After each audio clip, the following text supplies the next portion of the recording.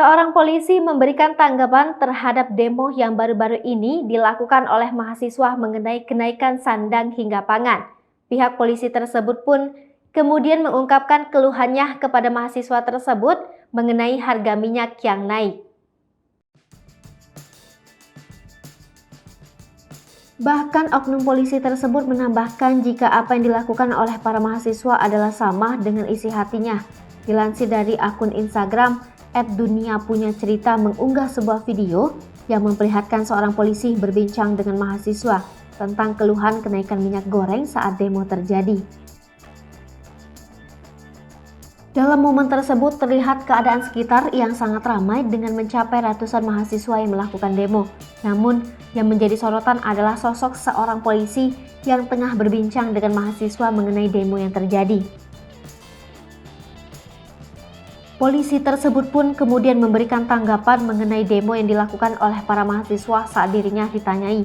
Polisi tersebut pun lantas kemudian memberikan jawabannya dan sontak mengutarakan isi hatinya. Tak sampai di situ, polisi tersebut juga mengatakan jika apa yang didemokan tak berbeda dengan apa yang ia rasakan. Akan tetapi polisi tersebut mengaku tak dapat berbuat apa-apa dan hanya bisa patuh terhadap kebijakan dari pemerintah. Mahasiswa lainnya pun nampak menjawab pernyataan dari polisi itu. Sejumlah netizen yang mengetahui hal tersebut pun lantas ikut memberikan komentar.